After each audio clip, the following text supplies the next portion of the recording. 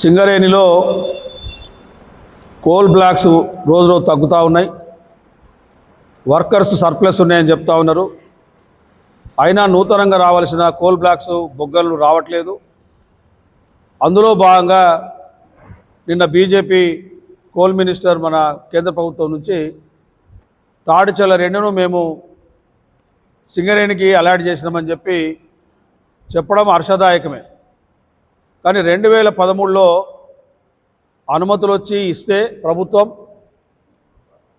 2026 వరకు కాలయాపన జరిగింది. దానికి కారణం ముఖ్యంగా ప్రభుత్వానికి సంబంధించి ప్రత్యుత్తరాలు, బోర్వెల్స్ చేయడము, అనుమతులు. కోల్ సెక్రటరీ దగ్గరనే దాదాపు 4 సంవత్సరాలు పెండింగ్లో ఉంది ఫైలు. అనేక సార్లు మేనేజ్మెంట్ విజ్ఞప్తి చేసినా, మన చైర్మన్ గారు కలిసినా అసలు 2017 దాకా దీన్ని ఊసేయలేదు.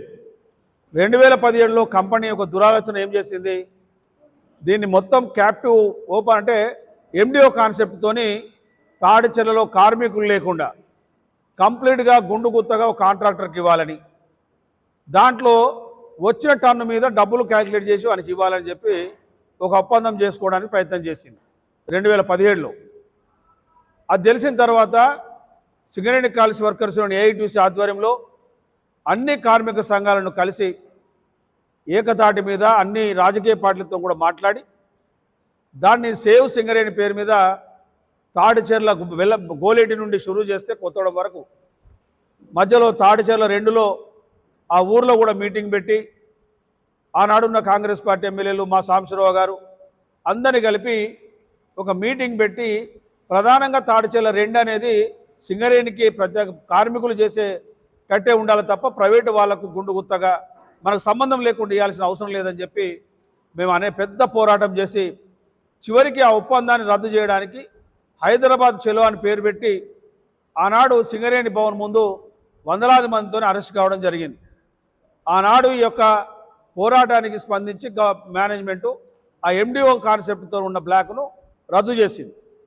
మా భయం ఏంటంటే ఇప్పటికే తాడిచెర్ల 1 ఈరోజు మనదనిపించుకున్న జెన్కోకి ఇచ్చిన క్యాప్టివ్ మైన్గా దాన్ని సింగరేణే మీరు ఇద్దరు కలిసి చేసుకోమని రోషయ్య గారు చెప్పినా తెలంగాణ ప్రభుత్వం వచ్చిన తర్వాత దాన్ని ఏఎంఆర్ కంపెనీకి ఇచ్చి ఈరోజు మనకు కాకుండా చేశారు.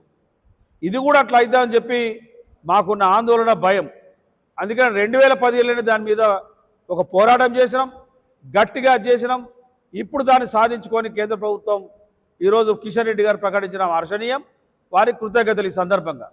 కానీ ఇప్పుడు తెలుస్తున్న వాతావరణం ఏంటంటే ఈరోజు మనుగూరుకు సంబంధించి ఏదైతే డిప్ సైడ్ బ్లాక్ సంబంధించి వేలం నిన్న 7వ తారీఖున వేలం అంటే అప్లికేషన్ అమ్మడం అయిపోయింది. అందులో మనం జెన్కో ఇంకా 2-3 సంస్థలు వచ్చినట్టుగా తెలుస్తూ ఉంది. దాన్ని జెన్కో కట్టబెట్టడానికి ఒక ప్రయత్నం జరుగుతున్నట్టు సమాచారం. అది కనుక రాకపోతే 2030 తర్వాత మనుగూరు క్లోజ్ అయిపోతుంది. అంటే ఈ ప్రభుత్వాలు సింగరేణికి లాభం చేసే దిశకు కాకుండా నష్టం చేసే దిశగా ప్రయత్నం జరుగుతూ ఉంది. ఉదాహరణకు చెప్పినట్టయితే కోయగూడెం 3, సత్తుపల్లి 3 ఉంది.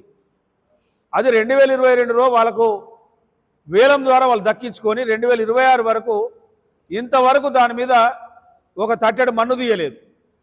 వాళ్ళు తీసే పరిస్థితి కూడా లేదు. మేము కిషన్ రెడ్డి గారు మా అధ్యక్షులు అన్నట్టుగా వారు బీజేపీ ఆఫీసులు కలిసి స్పష్టంగా చెప్పినాం, ఆ 2 బ్లాకులను క్యాన్సిల్ చేసి సింగరేణికి కేటాయించే విధంగా మీరు ప్రయత్నం చేయండి. కనీసం వాళ్ళది క్యాన్సిల్ చేస్తే మళ్ళీ బిడ్లు వేసే అవకాశం అని వస్తుంది. అప్పుడైనా మనం దాన్ని వేలంలో పాల్గొనవచ్చు అనేది మనం డిమాండ్ చేసినాం. ఇంతవరకు దాని మీద కూడా ఏం ప్రతిపాదన రాలేదు.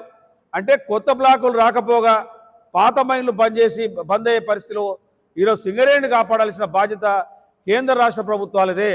కేవలం ట్రేడ్ యూనియన్లు, రాజకీయ పార్టీలు ఈరోజు ఏంటంటే ఫైట్ చేయడానికి ఉన్నాం తప్ప ఈరోజు డివిడెంట్ పేరు మీద 49%, 51% వాటాదారులైన వీళ్ళకి ఈ యొక్క బొగ్గు తీసిన సందర్భంలో ట్యాక్సుల ద్వారా, డివిడెంట్ ద్వారా వారికి డబ్బులు ఇస్తాం. కాబట్టి గ్యారంటీగా కొత్త బొగ్గు గడులు తెచ్చే బాధ్యత ఈరోజు కేంద్ర ప్రభుత్వాన్ని, అదేవిధంగా ఈ రాష్ట్ర ప్రభుత్వం మీద కూడా ఉందని తెలియజేస్తూ మరొకసారి ఈ తాడిచెర్ల 2ను మాకు ఇది సింగరేణికి ఇచ్చినందుకు బీజేపీ అదే కిషన్ రెడ్డి గారు కోల్ మినిస్టర్కు ధన్యవాదాలు తెలియజేస్తూ ఇప్పుడు ఏవైతే పెండింగ్ ఉన్నాయో వాటిని కూడా ఇప్పించాల్సిందిగా మీ ద్వారా డిమాండ్ చేస్తా ఉన్నాం.